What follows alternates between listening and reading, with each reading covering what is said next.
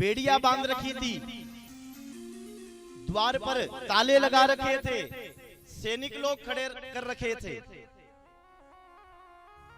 पर जैसे ही वो मायापति आया, भगवान कौन है? भगवान मायापति है। जैसे ही भगवान चार भुजानाथ भगवान बालकृष्ण उस मथुरा के कारागार में आए ना, तो जेल के ताले सब टूट गए, बंधन सब मुक्त हो गए और सारे सैनिक लोग सो गए। क्यों सो गए? क्योंकि हम सब लोग माया में सो रहे हैं, और जब मायापति माया के सामने आ जाता है तो फिर माया चली जाती है और मायापति वहां पधार जाता है। ये कथा में माया नहीं रहती है, मायापति रहता है, तभी कथा में आनंद आता है। आज मेरे बहन भाई, भगवान श्री कृष्ण ने अपने बाबा वसुदेव से कहा, बड़ी ध्यान से कथा सुने आपने। वसुदेव जी से कहा कि बाबा मुझे आप गोकुल ले चलो, क्योंकि गोकुल में अंधियारा छा रहा था। नंद बाबा के यहाँ 80 बरस में बेटी भई थी। भगवान ने कहा बाबा मुझे आप गोकुल ले चलो। तो जैसे कल कन्हैया जी को वसुदेव जी टोपरी में बिठा कर लाए थे ना, ठीक ऐसे ही भगवान बालकृष्ण को वसुदेव जी ने अपने मस्तिष्क पर बिठाया और मथुरा से गोकुल ले जा रहे थे। पर यहाँ एक बहुत बड़ी झांकी यह है कि मथुरा और गोकुल के बीच में एक नदी आती है। कौन सी नदी आती है? कौन सी नदी आती है मथुरा और गोकुल के बीच में? यमुना जी, श्री श्याम सुंदर श्री यमुने महारानी। जब यमुना को पता चला कि मेरे प्राण धन, मेरे सर्वेश्वर, मेरे प्रियतम इस रास्ते से गुजरेंगे, क्योंकि यमुना कौन है? यमुना भगवान की दासी है। और जब इस यमुना को पता चला कि भगवान मेरे द्वार पर आएंगे, इस यमुना को बड़ी खुशी हुई, मैं चरण छूऊंगी। पर जब देखा तो भगवान बालकृष्ण तो ऊपर वसुदेव जी के माथे के ऊपर बैठे थे। यमुना ने सोचा मैं ऐसे तो चरण स्पर्श नहीं कर पाऊंगी। यमुना ने क्या करा? यमुना उफान भरने लगी। यमुना ने अपना बहाव तेज कर दिया महाराज, इतना बहाव तेज कर दिया, इतना बहाव तेज कर दिया, वसुदेव जी महाराज घबरा गए। वसुदेव जी कहते कन्हैया ये यमुना उफान आ रही है, मैं कैसे गोकुल ले जाऊंगा तुझे, सारे रास्ते बंद हो गए। भगवान बालकृष्ण ने कहा पिताजी चिंता मत करो, ये यमुना तो मेरी दासी है। यमुना से कहा क्यों री यमुना, तू पिताजी को क्यों डरा रही है, इतनी जोर से क्यों बह रही है, थोड़ी शांत हो जाना। यमुना कहती है प्रभु मैं आपकी दासी हूं, कहीं जन्म हो गए, आपका रास्ता देखते देखते, आपकी तलाश करते करते प्रभु आप मेरे द्वार आए और मैं आपके चरण ना छूऊं, ऐसा नहीं हो सकता। आपके पिताजी ने आपको ऊपर बिठा रखा है, आप अपने चरण नीचे कर दो, मैं शांत हो जाऊंगा। मानो यमुना ये कह रही है कि हर शाम चिरागों से जला रखी है।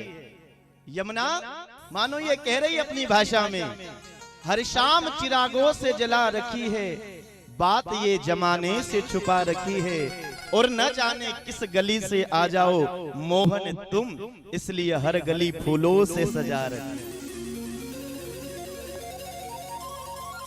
आज श्री वसुदेव जी महाराज ने अपने जो टोकरी है उसको थोड़ा नीचे करा, और उस टोकरी में से भगवान श्री कृष्ण ने अपने चरण जैसे ही नीचे करे, यमुना ने चरण को स्पर्श किया और यमुना शांत हो गई। क्योंकि भगवान का जो चरण है, इस चरण में बड़ा जादू है।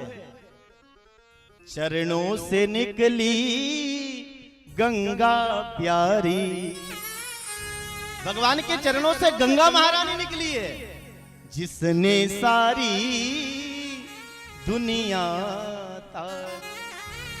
हम गाते हैं ना आरती में, उन चरणों में शीश झुकाऊं बाल कृष्ण तोरी आरती गा। आज यमुना ने भगवान श्री कृष्ण के चरण स्पर्श किए और वसुदेव जी गोकुल की तरफ भगवान श्री कृष्ण को ले जा रहे हैं। बड़ी शांति से कथा सुनना आप लोग। इधर जब गोकुल में रात का समय था, यशोदा मैया सो रही थी, नंद बाबा सो रहे थे, बगल में जो लाली हुई थी वो भी सो रही थी। वसुदेव जी गए जहां लाली सो रही थी वहां पर। भगवान ने कहा बाबा जहां लाली सो रही है वहां मुझे सुला दो और लाली को आप ले जाओ। अब रात ही रात में जहां लाली थी वहां लाला हो गया और लाली गई मथुरा। अब सुबह जब हुई तो नंद बाबा की एक बहन थी जिसका नाम था सुनंदा। क्या नाम था? सुनंदा। सुनंदा सुबह सुबह जगी। सुनंदा ने विचार किया, बोले भाभी रात की सोई है, क्या पता बालक परेशान कर रहा होगा, जरा एक बार देख के आऊं तो सही। सुनंदा दौड़ी भागती हुई यशोदा के पास आई। यशोदा को देखा, सो रही थी मेरी माँ यशोदा। फिर इस बालक जो लाली सो रही थी उसको देखने जब गई तो सुनंदा विचार करने लगी, बोले जब मैंने रात में सुलाया था तब तो लाली थी, अभी रात ही रात में लाली से लाला कैसे है गए? बड़ी घबराई, बड़ी खुशी हुई और सुनंदा का भान नहीं रहा अपने शरीर का। और सुनंदा कहने लगी रात ही रात में गजब है गयो, रात ही रात में गजब है गयो, रात ही रात में गजब है गयो, रात ही रात में गजब है गयो।